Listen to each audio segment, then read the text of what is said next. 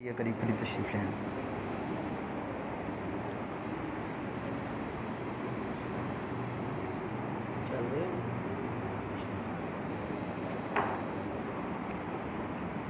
الحمدللہ رب العالمین والصلاة والسلام علی نبینا وحبیبنا الکریم اما بعد فاعوذ باللہ السمیع العلیم من الشیطان الرجیم من حمزہ ونفخہ ونفثہ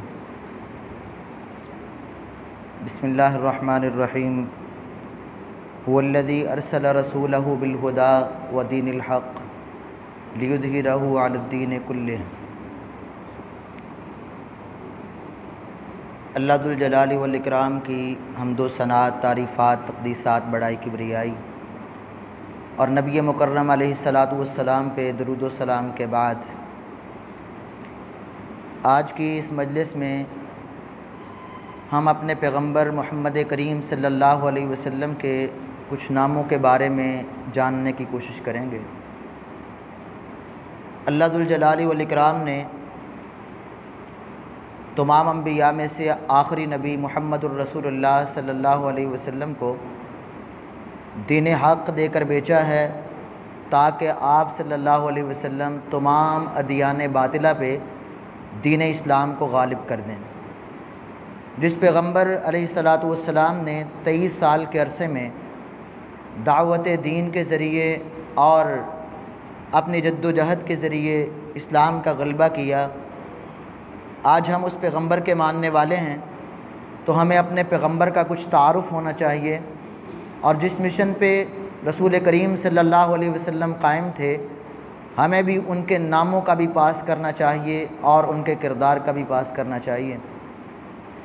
رسول اللہ صلی اللہ علیہ وسلم کی حدیث ہے، امام ترمذی رحمۃ اللہ علیہ جامع ترمذی میں حدیث لائے ہیں۔ آپ صلی اللہ علیہ وسلم نے فرمایا انا محمد صلی اللہ علیہ وسلم وَأَنَا أَحْمَدُ وَأَنَا الْمَاحِي وَأَنَا الْحَاشِرُ وَأَنَا الْعَاقِبُ الَّذِي لَا نَبِيَّ بَعْدَهُ۔ آپ نے اس حدیث طیبہ میں اپنے 5 ناموں کا تذکرہ کیا، جن میں سے پہلا آپ کا سب سے پیارا نام محمد صلی اللہ علیہ وسلم ہے۔ ہم میں سے کتنے مسلمان ایسے ہیں جن کو اپنے پیغمبر کے ناموں کے معانی بھی نہیں آتے، جبکہ رسول کائنات علیہ الصلاۃ والسلام سے ہماری محبت و پیار کا تقاضا یہ ہے کہ جس شخصیت کو ہم نے مانا ہے کم از کم ہمیں ان کے ناموں کا تعارف ضرور ہونا چاہیے۔ محمد صلی اللہ علیہ وسلم کا معنی ہے تعریف کیا گیا، اور آپ کی ذات کتنی تعریف والی تھی کہ جس نے بھی عدل کی نگاہ سے اور سلیم فطرت کے ساتھ اور دل کی گہرائیوں سے اپنے پیغمبر صلی اللہ علیہ وسلم پہ غور کیا ہے وہ آپ کی تعریف کیے بغیر رہ نہیں سکا۔ جب ابھی آپ نے اعلان نبوت نہیں کیا تھا، جس نے آپ کے خوبصورت چہرے کو دیکھا، آپ کے بہترین اخلاق کو دیکھا، آپ کے اعلیٰ کردار کو دیکھا، اور آپ صلی اللہ علیہ وسلم کے معاشرے کے اندر بہترین انسان ہونے کو دیکھا، وہ یہ کہے بغیر نہیں رہ سکا کہ واقعی آپ کا نام آپ کی ذات پہ فٹ آتا ہے کہ اللہ ذو الجلال والاکرام نے آپ کے اندر وہ تمام خوبیاں رکھ دی ہیں جس کی بنیاد پہ آپ کی تعریف کی جائے۔ تو محمد صلی اللہ علیہ وسلم کا معنی ہے تعریف کیا گیا۔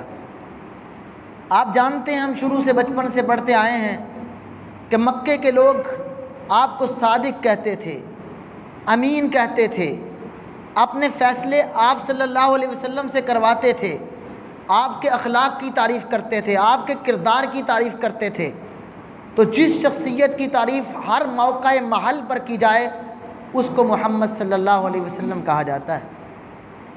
آپ نے اعلان نبوت کیا، اپنے اور بیگانے دشمن ہوئے، اور آپ کی دعوت توحید پر بہت سے لوگ آپ کے جانی دشمن بھی بنے، لیکن اپنی نجی مجالس میں بیٹھ کر وہ بھی یہی بات کہتے تھے کہ یہ شخص قابل تعریف ہے، اللہ کے رسول صلی اللہ علیہ وسلم کی تعریف کیا کرتے تھے۔ اور یہ بات ایک حقیقت تھی کہ غیر مسلموں نے بھی جب آپ کی زندگی کا مطالعہ کیا تو آپ کی تعریف کیے بغیر نہ رہ سکے۔ امام بخاری رحمۃ اللہ علیہ صحیح بخاری میں حدیث لے کے آئے ہیں یہودیوں کے بہت بڑے عالم تھے عبداللہ بن سلام رضی اللہ تعالیٰ عنہ۔ وہ فرماتے ہیں کہ میں ابھی مسلمان نہیں ہوا تھا کہ مدینے میں یہ خبریں پہنچی کہ مکے میں جس شخص نے نبوت کا دعویٰ کیا تھا وہ ہجرت کر کے مدینہ طیبہ میں تشریف لا رہے ہیں۔ آپ صلی اللہ علیہ وسلم کی آمد کا مکے والے مدینے والے بڑی شدت سے انتظار کر رہے تھے۔ آپ تشریف لائے تو کہتے ہیں وہ پہلی مجلس میں بھی اس میں شریک ہوا جس میں اللہ کے نبی صلی اللہ علیہ وسلم کی ملاقات کری۔ میں نے سوچا کہ میں نے تورات کو پڑھا ہے، انجیل کو پڑھا ہے، میں نے کتابوں کا مطالعہ کیا ہے، عقل مند ہوں، ذی شعور ہوں، تو میں جا کر دیکھتا ہوں اگر واقعی وہ سچا نبی ہے تو اس کی بات سنتے ہیں، اگر وہ سچا نہ ہوا تو ہم پہچان جائیں گے۔ اس ارادے سے عبداللہ بن سلام رضی اللہ عنہ کہتے ہیں کہ میں اپنے گھر سے نکلا، بارگاہ رسالت میں آیا اور آ کر آپ کی بات سننے لگا۔ آپ صلی اللہ علیہ وسلم نے اس مجلس میں جو پہلا خطاب اہل مدینہ کو کیا، آپ نے 4 چیزوں کا حکم دیا۔ یا ایھا الناس افشوا السلام واطعموا الطعام وصلوا الارحام وصلوا باللیل والناس نیام تدخلوا الجنۃ بسلام۔ اے لوگو سلام کو عام کر دو، افشوا السلام واطعموا الطعام، اپنے اقربا کو، دوستوں کو، غریبوں کو، مسکینوں کو کھانے کھلایا کرو، اس سے قربتیں اور محبتیں بڑھتی ہیں۔ اور وصلوا الارحام، رشتے اور ناتوں کو ملانے کی کوشش کرو۔ وصلوا باللیل والناس نیام، اللہ توفیق دے تو رات کو جب لوگ سوئے ہوتے ہیں تو اٹھ کے تہجد کا اہتمام کر کے اپنے رب کو منانے کی کوشش کرو۔ اگر 4 عمل تمہاری زندگی میں آ جائیں تدخلوا الجنۃ بسلام، بڑی سلامتی کے ساتھ تم اللہ کی جنت میں داخل ہو جاؤ گے۔ عبداللہ ابن سلام رضی اللہ عنہ کہتے ہیں یہ پہلا موقع اور میری پہلی ملاقات تھی، جب میں نے آپ کے چہرے کو دیکھا، آپ کی بات کو سنا تو یہ کلمات کہے بغیر نہ رہ سکا، واللہ لیس ھذا بوجہ کذب، اللہ کی قسم جس چہرے کو میں نے دیکھا ہے اور جس زبان سے یہ کلمات نکلے ہیں یہ کبھی جھوٹا نہیں ہو سکتا، یہ اللہ کا سچا نبی ہے۔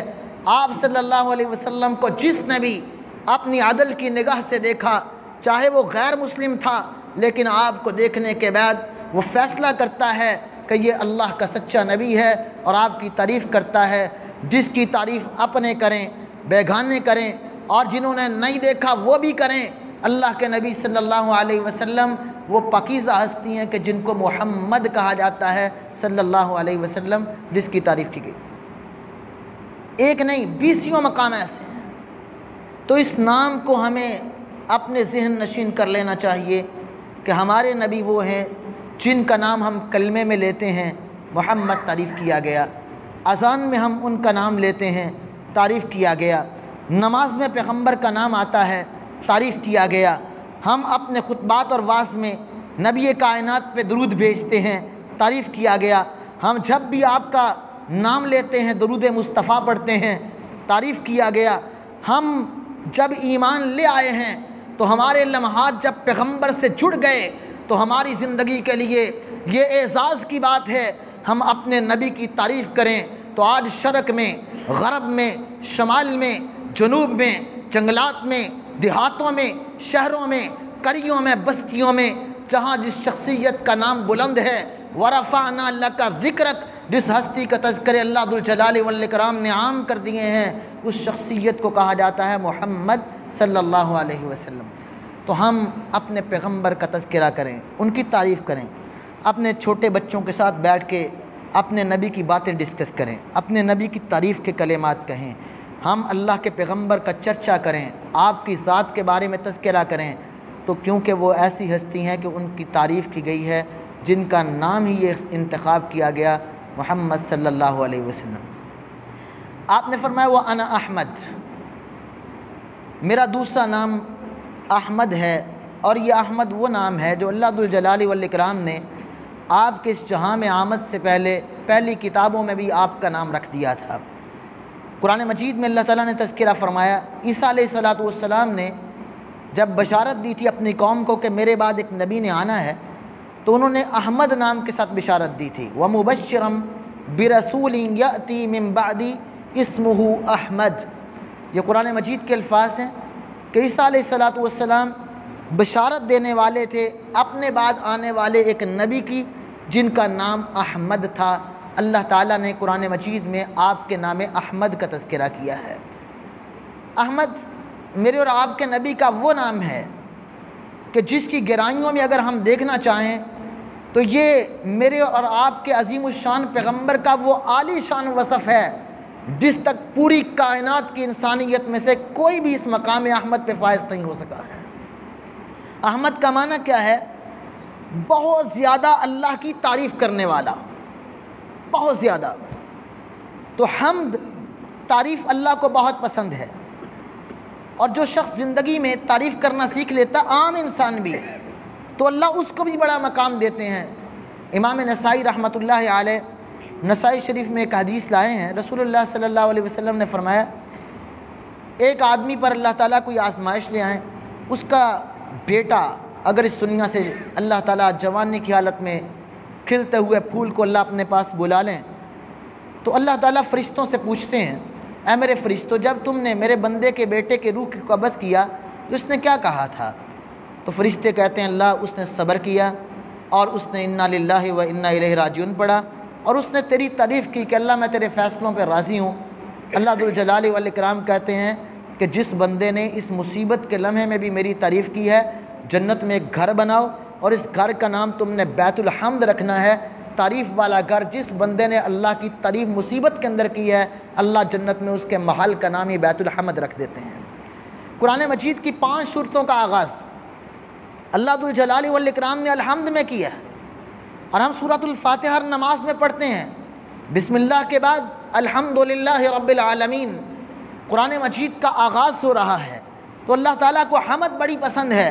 تو میرے اور آپ کے پیغمبر محمد الرسول اللہ صلی اللہ علیہ وسلم نے رب کی اتنی تعریف کی ہے، اتنی تعریف کی ہے، اتنی تعریف کی ہے کہ اللہ ذوالجلال والاکرام نے تعریف کو آپ کے ساتھ جوڑ دیا ہے۔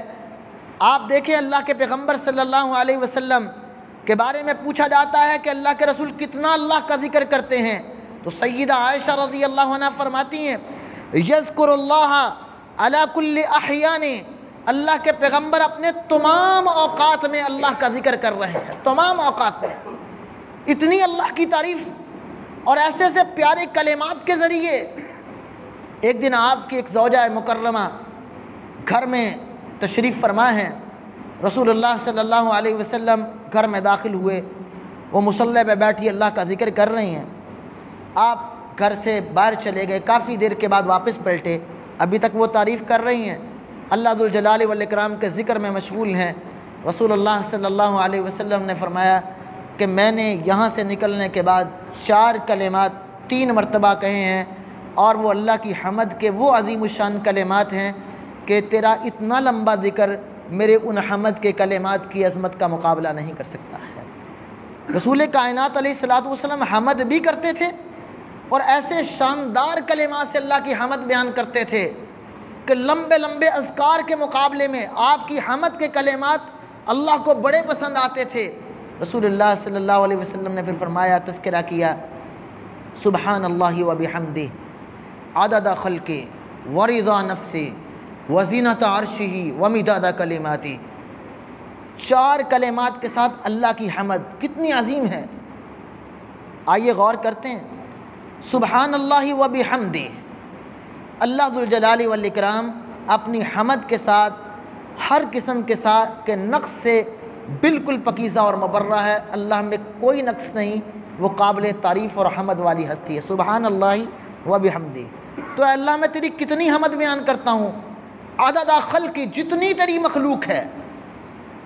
ہم میں سے کوئی شخص آج کے جدید ترین نظام اکاؤنٹ میں کیا مخلوق کا اندازہ لگا سکتا ہے کہ مخلوق کتنی ہے؟ پوری کائنات کے جمع و شمار کے پیمانے ختم ہو سکتے ہیں، لیکن اللہ کی مخلوق کتنی ہے کوئی انسان اس کا اندازہ نہیں کر سکتا ہے۔ تو آپ نے فرمایا کہ اللہ تیری کتنی مخلوق ہے، آپ فرشتوں کا اندازہ کر لیں کہ فرشتے کتنے مخلوق۔ ہر روز 70,000 فرشتہ بیت معمور میں اللہ کی عبادت کے لیے داخل ہوتا ہے، اور جب سے بیت معمور بنا ہے آسمانوں پہ، اس وقت سے، اور جس فرشتے نے ایک مرتبہ داخل ہو کر اللہ کی عبادت کر لی، کل قیامت تک اس کی دوبارہ باری نہیں آئے گی، ہر روز 70,000 فرشتہ عبادت کر رہا ہے، تو آپ دنوں کا، سالوں کا، صدیوں کا اندازہ کریں تو اللہ کے فرشتوں کی تعداد کتنی ہوگی۔ پھر ایک آسمان پہ صرف فرشتے نہیں، اللہ کی اور مخلوقات بھی ہیں۔ پانیوں میں کیا مخلوقات ہیں، زمین پہ کیا مخلوقات ہیں، ہم اندازہ نہیں کر سکتے۔ ہم ایک جگہ پہ دیکھتے ہیں تھوڑی سی چیز پڑی ہو، چیونٹیاں جمع ہو جائیں، ہم ان کو شمار نہیں کر سکتے، تو جنگلات میں کتنی چیونٹیاں، اور پانی کے کتنے قطرات، اور ہواؤں کے کتنے جھونکے، اور زمین اور فضا میں کتنی اللہ کی مخلوقات ہیں۔ اللہ ذوالجلال والاکرام کے سامنے آپ کہتے ہیں اے اللہ جتنی تیری مخلوق کی تعداد ہے اللہ میں اتنی تیری تعریف کر رہا ہوں۔ ورضا نفسی، اللہ تیری اتنی تعریف جتنی تجھے پسند ہے، جس پہ تو راضی ہو جائے، وہ رضا والی تعریف کتنی ہوگی کہ اللہ ذوالجلال والاکرام اس پہ راضی ہو جائے۔ وزینت عرشی، اے اللہ تیرے عرش کے وزن کے برابر میں تیری تعریف کرتا ہوں۔ دنیا میں سب سے عظیم مخلوق اللہ کا عرش ہے۔ اللہ کے کرسی بھی ہے، جس کا ہم تذکرہ آیت الکرسی میں کرتے ہیں، وسیع کرسیہ السماوات والارض، کہ اللہ کی کرسی اتنی بڑی ہے کہ سارے آسمان، ساری زمین کو اس کرسی نے گھیر رکھا ہے۔ اور اللہ کے نبی صلی اللہ علیہ وسلم فرماتے ہیں کہ عرش کے مقابلے میں کرسی کی یہ حیثیت ہے کہ جیسے پورا کھلا چٹیل صحرا ہو، جنگل ہو، پورا زمین کھلی، اور اس میں ایک انگوٹھی پھینک دی جائے، ایک کھلے ترین میدان کے مقابلے میں انگوٹھی کی کیا حیثیت ہے، اللہ کے عرش کے مقابلے میں کرسی کی یہ حیثیت ہے۔ اللہ کا عرش کتنا بڑا ہوگا۔ وزینت عرشی، اللہ جتنا تیرے عرش کا وزن ہے میں اتنے وزنی کلمات کے ساتھ تیری حمد بیان کر رہا ہوں۔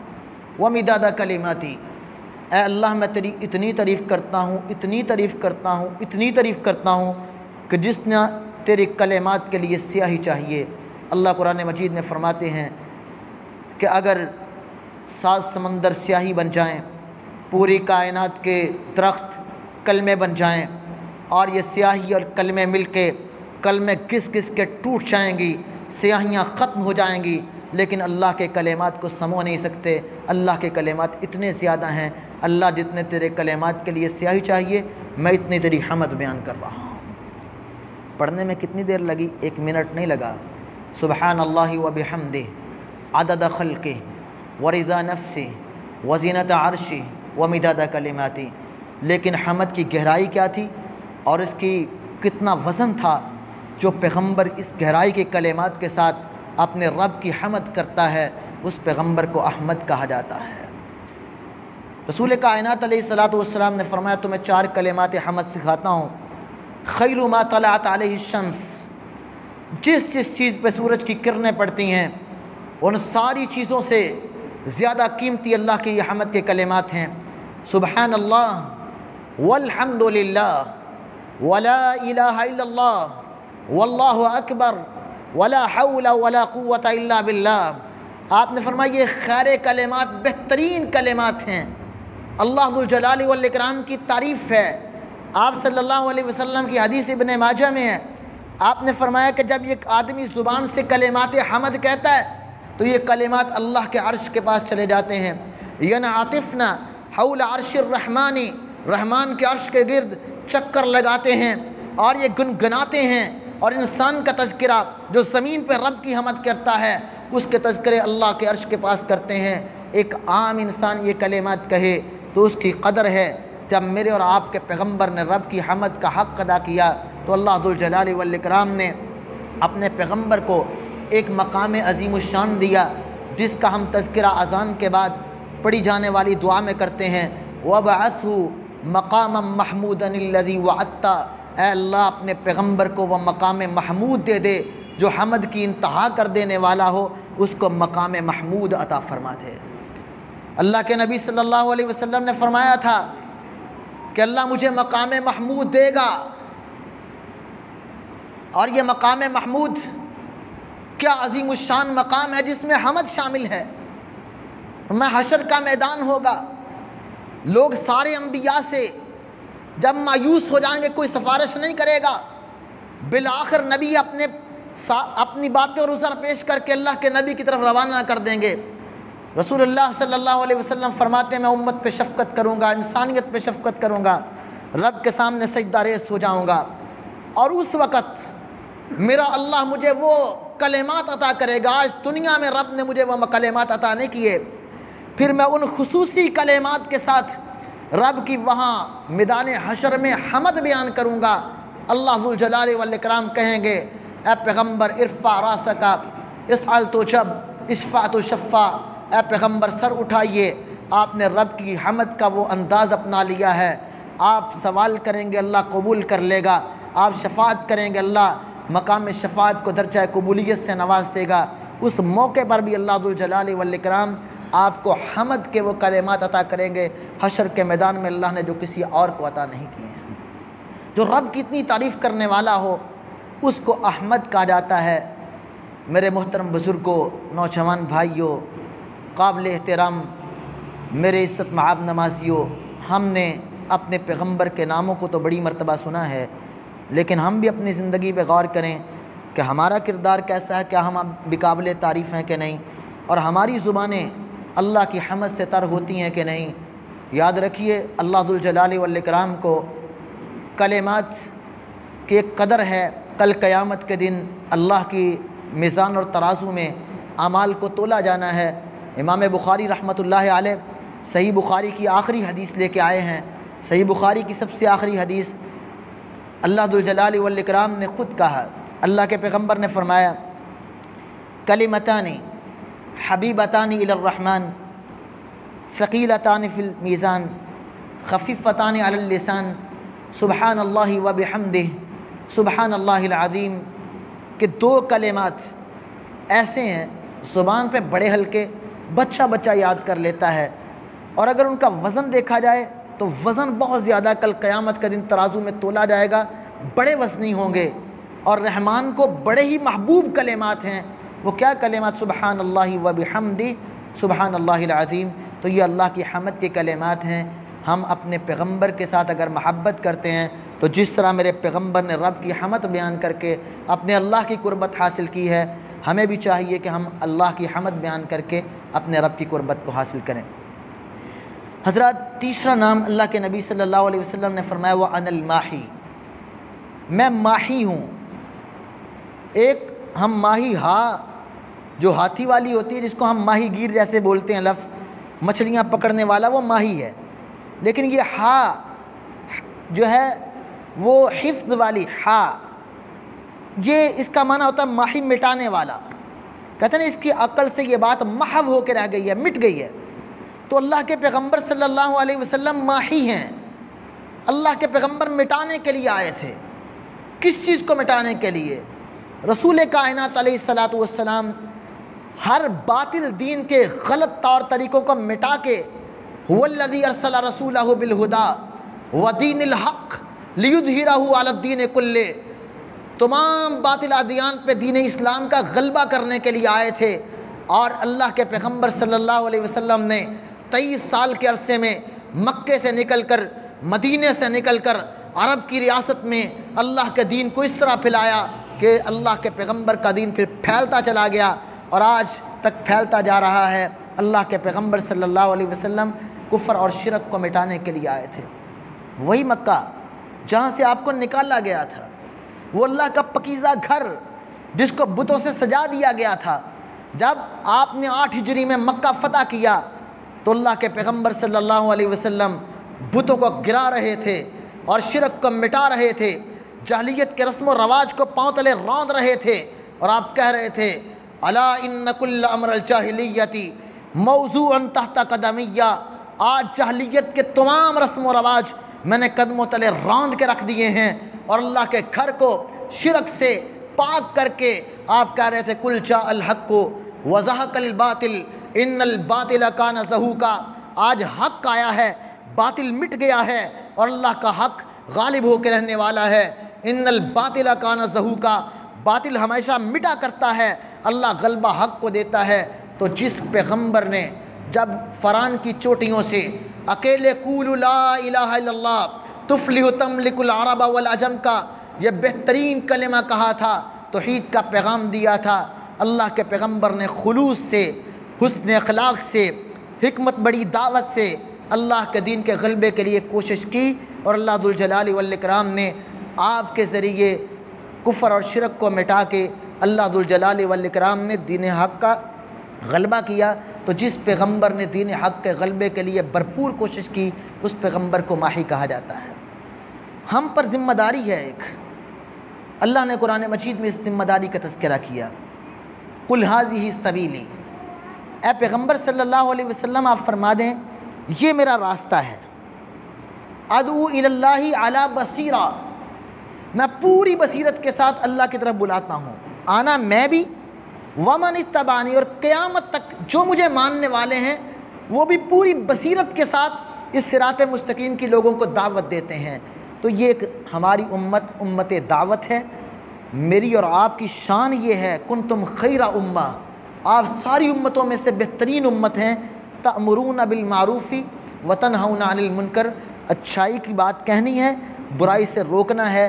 جب تک یہ دعوت کا سلسلہ ہمارے گھروں میں، ہماری محفلوں میں، ہماری مساجد میں، ہمارے محلوں میں، ہمارے کاروباری مراکز میں اور جگہ جگہ یہ دعوت پھیلتی رہے گی، اللہ کا دین غالب ہوتا رہے گا۔ اور یہ پیغمبر کا مشن تھا۔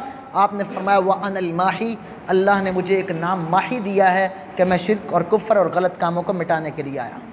اللہ ہمیں اس دعوت کی توفیق عطا فرمائے۔ آپ نے فرمایا وَأَنَا الْحَاشِرُ، میں حاشر ہوں۔ حاشر بھی میرے اور آپ کے پیغمبر کا ایک وصف اور ایک نام ہے۔ اس حدیث کے آغاز میں آپ نے فرمایا تھا اِنَّ لِی خَمْسَةَ اسماء، میرے 5 نام ہیں، نام۔ ان ناموں میں سے ایک پیغمبر کا نام حاشر ہے۔ حاشر کا معنی ہوتا ہے جمع کرنے والا۔ آپ نے فرمایا یحشر الناس علی قدمیہ، کل قیامت کا دن ہوگا، لوگ میرے قدموں پر جمع کیے جائیں گے۔ یہ بھی میرے اور آپ کے پیغمبر کا اعزاز ہے۔ آدم علیہ السلام سے لے کر قیامت تک آنے والے آخری انسان، پھر نفخہ جب پھونکا جائے گا کوئی زمین پہ زندہ نہیں رہے گا، سب اس دنیا سے فانی ہو جائیں گے۔ کل من علیہ فان ویبقى وجہ ربک ذو الجلال والاکرام، ساری انسانیت فنا ہے، اللہ ذو الجلال والاکرام باقی ہے۔ پھر سور میں دوبارہ پھونکا جائے گا، لوگ اپنی قبروں سے اٹھیں گے۔ سب سے پہلے اٹھنے والی شخصیت محمد الرسول اللہ صلی اللہ علیہ وسلم ہیں۔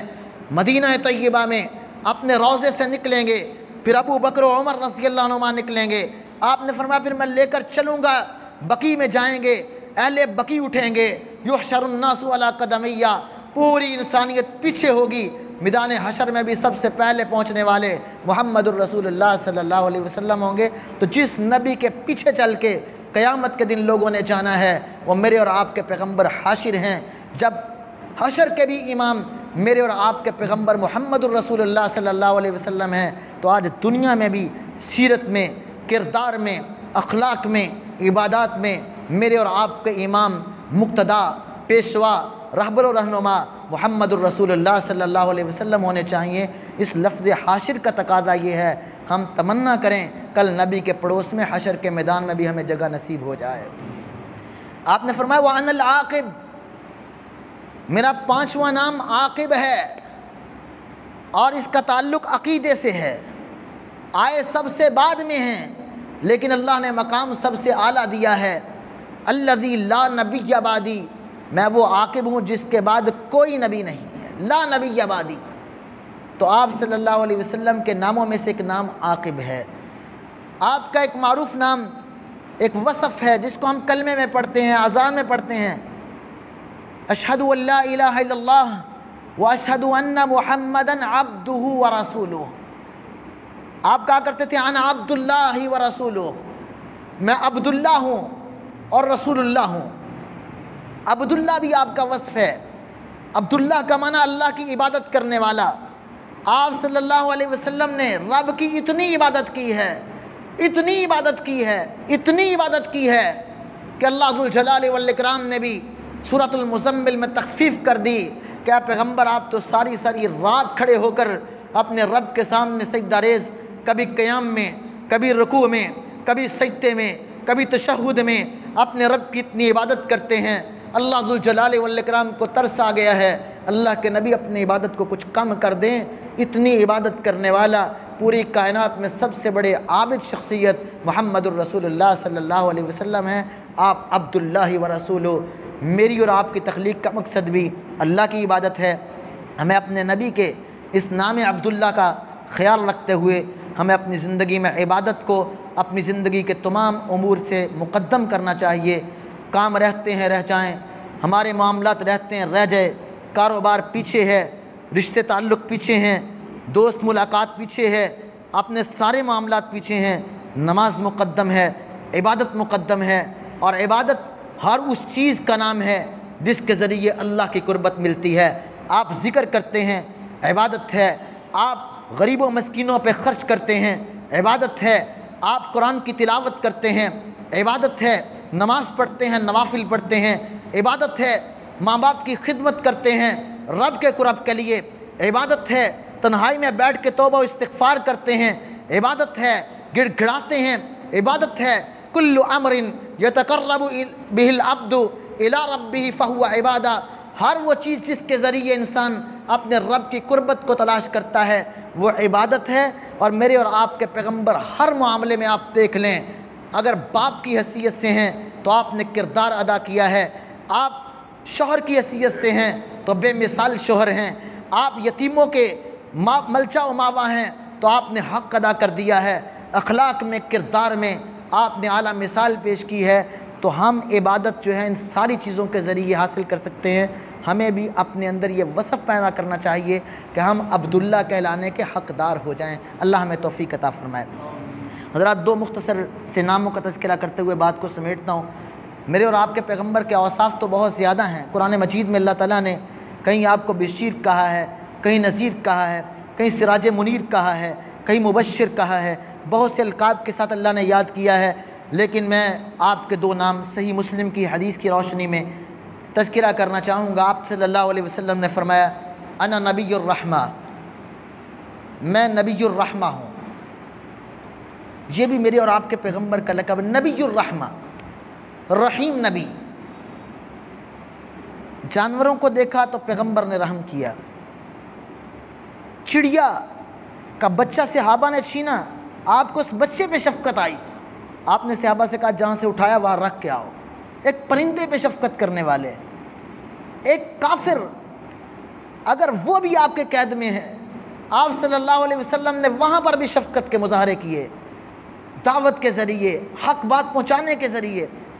اور آپ کو امت سے اتنی شفقت تھی، اللہ ذوالجلال والاکرام نے فرمایا تھا لعلک باخع نفسک علی آثارہم، پیغمبر آپ کی تمنا یہ ہے کہ کوئی جہنم میں نہ جائے، آپ تو اپنے آپ کو گویا ان کے پیچھے ہلاک ہی کر دیں گے۔ اس قدر شفقت اور رحمت کرنے والے پیغمبر نے کہا تھا انا نبی الرحمہ، میں رحمت والا نبی ہوں۔ میرے اور آپ کے اندر بھی لوگوں کے متعلقہ یہ رحم ہونا چاہیے کہ ہم لوگوں کے بارے میں سوچیں کہ غلط راہ پہ ہے، ہم اس کو پیار سے پاس بٹھائیں۔ انسان سے نہیں، گناہ سے نفرت ہونی چاہیے، ہم اس کو سمجھائیں، محبت کے ساتھ قائل کریں، ہم اس کو دور دتکارنے کی بجائے پیغمبر کے کردار کو سامنے رکھیں اور رحمت و شفقت سے لوگوں سے پیش آئیں، بڑوں سے، بچوں سے، اپنوں سے، بیگانوں سے۔ یہ پیغمبر کے نام کی لاج ہے۔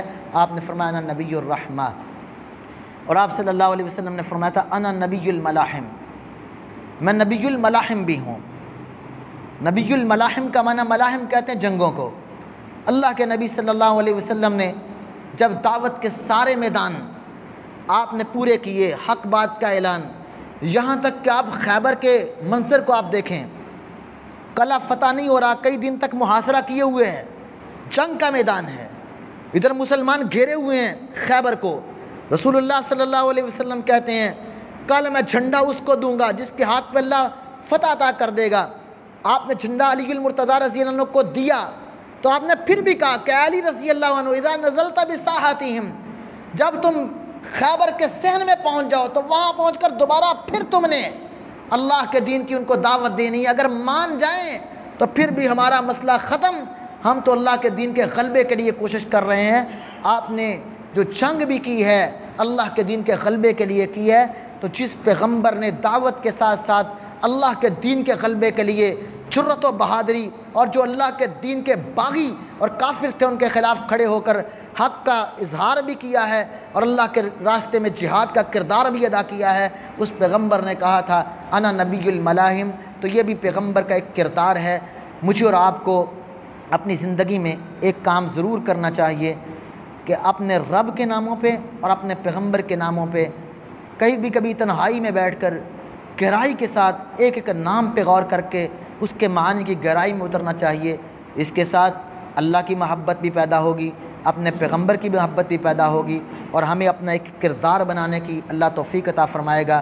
اللہ ذوالجلال والاکرام جو کہا سنا ہے اللہ عمل کی توفیق عطا فرمائے۔ اللہ ذوالجلال والاکرام ہم سب کی خطاؤں کو، غلطیوں کو معاف فرمائے، ہم سب کی مشکلات کو اللہ آسان بنا دے۔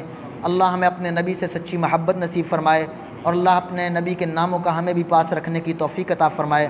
اللہ ذوالجلال والاکرام اس مسجد کو دین کا عظیم الشان مرکز بنا دے، اور جو اس کی خدمات میں نمازی احباب اور اس کے ذمہ دار ہیں، اللہ ذوالجلال والاکرام سب کو اس کے بدلے میں اپنے آخرت میں جنت میں گھر عطا فرمائے، اور اللہ اس مرکز کو ہر قسم کے فتنے اور ہر قسم کی خرافات سے محفوظ فرمائے، اور اللہ ذوالجلال والاکرام اس کو بھرپور آباد فرمائے۔